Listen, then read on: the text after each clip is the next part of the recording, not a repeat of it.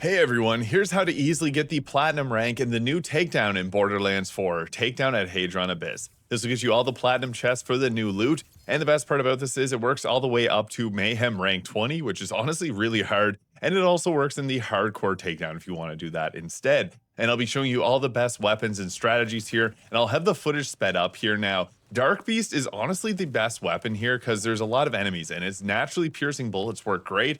I like to use the Heimdall though. This is one of my faster runs here, as the Heimdall just will hunt down all the enemies here. Another weapon that I found very valuable is the Stray sniper rifle. With the Stray, the bullets are going to hunt down enemies, and the best part about it is the hardest phases are these large rooms, and there are 5 different rooms that you'll have to fight through. What makes these rooms difficult is that sometimes the order rope or synths that you have to fight will end up hiding from you, and they'll run into the most difficult locations.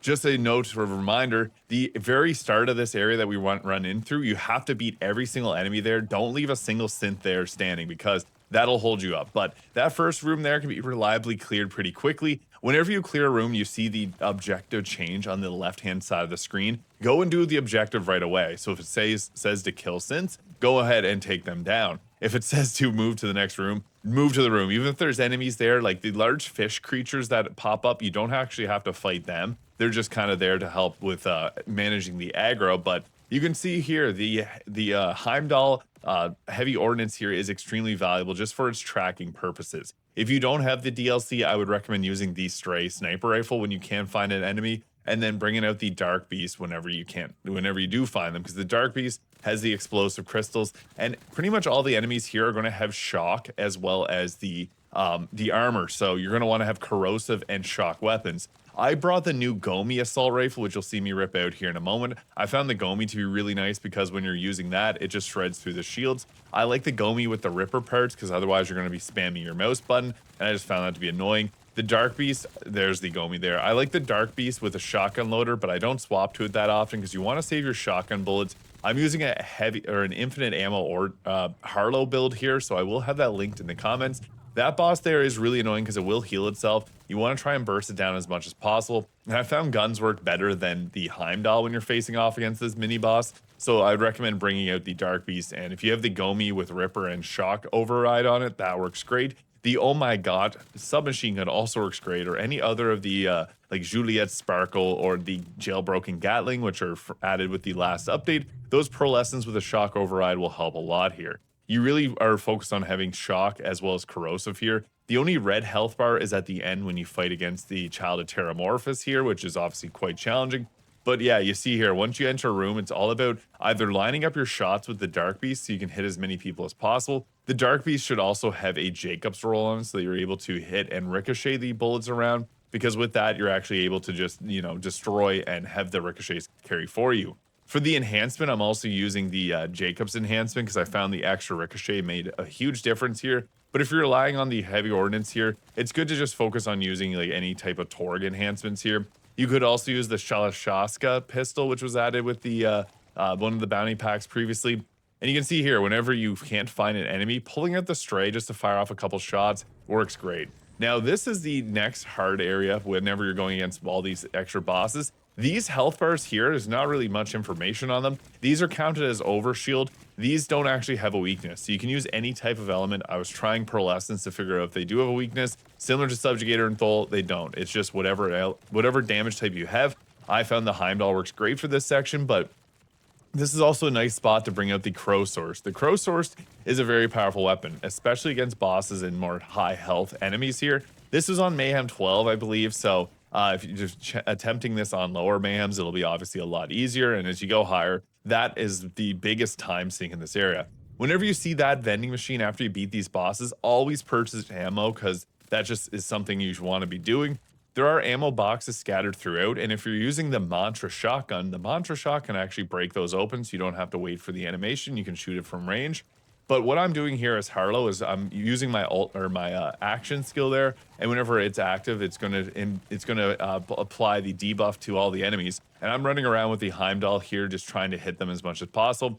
Being mindful of the ammo as it runs down, is you don't want to run out of ammo, and you want to have, whenever you want to drop your ordnance, you want to have at least 3 charges on it, so you don't have a timer on it. So the cooldowns are obviously a very difficult part. Now, This room is pretty tricky. After the fishmen, you get even harder enemies here that don't have any elemental weaknesses. So it's just all about raw damage at this point. Cash will have an easy time with this, and I will be posting videos of Cash doing this soon, as he's obviously really good at everything. I'm just using a green skill tree Harlow here, as I found this worked well. This will also work with green skill tree Vex too, and Amon will actually have an amazing time. Amon's probably one of the best for this because of his heavy ordnance skills, and unfortunately poor Rafa, he's in a rough shape right now, but what we want to do once we get into this room is I've found that the Stray works really well in this room because there's a lot of enemies spread out in a large area. So pulling out the Stray just to hunt them down.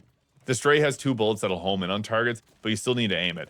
This is the final room that we have to clear waves from, and you have to kill everything. So it says fend off incoming waves. Don't get distracted by loot. You can also go down. For some reason, the Heimdall will sometimes hit you. That's something you have to deal with, but I'm just bouncing around the room. Unfortunately, there was one enemy out here. That's exactly what I was talking about at the start of this area, the takedown, is don't leave any of these synths or any of the things behind. Now we have to go up and wait on the elevator timer. This is kind of frustrating, but just do your thing. Wait for it to arrive at the gate, and then we're going to rush forward here. Now, there's a final wave. I guess there's a final boss that we got to deal with. So whenever you're in this room, you're going to take care of the enemies. This will open up the next door, and the problem that you have to encounter is this boss type enemy right here. You need to take that down or else you'll be stuck, and he will stupidly walk out into this room. So this is what's going to eat up a lot of time if you don't take care of him, because you have to beat him and then all the synths to be able to go to the final area. So this will take you right to Child of Terramorphus. So again, just doing my old Heimdall shenanigans. The Dark Beast works great here. I do have multiple runs where I just used the Dark Beast. I didn't end up trying with the Heimdall because I just wanted to try with guns. But once we get into the Child of Terramorphus here, now, as mentioned, this white health bar doesn't have any weaknesses. I found the Gomi works really well because with that, you can just shoot really fast. The Flash Cyclone will be a good choice. But basically, you want to have some type of shotgun loader and a Ripper part on whatever gun that you're working with, because the damage from that will be pretty insane. You can also use the Heimdall, but I found that just pure guns actually make a bit of a difference here. And honestly, the Crow Source will be the best option, but I waited till the red health bar. I was trying all sorts of different guns, and this one just, the ricochets from this will deal with all the additional enemies. So if you got a Jacob's Ripper weapon, that is going to be great, preferably with the shotgun part, just so it can take care of all the mobs that appear in the bottom area, because they are annoying to deal with. And the problem with the Heimdall is they'll track onto the mobs in this area, so I don't really recommend it. Now, he's going to pull up area of effect problems to deal with, so you can shoot at him with it until he goes down the ground there. Look for whatever thing is down. So you see the other side has its like pillar upwards. The pillars are going to deal shock damage to you, and you got to leave it. There are grapple points in the middle part of the map, but the Crow Source you see here just absolutely melts, so bring that weapon. If you don't have the bounty pack, I'd recommend the Dark Beast or any of your other high damage weapons there. And this will get you the platinum time easily in the ultimate, or I guess all the way up to Mayhem 20. Subscribe if this video is useful, and I hope you guys all have an incredible day.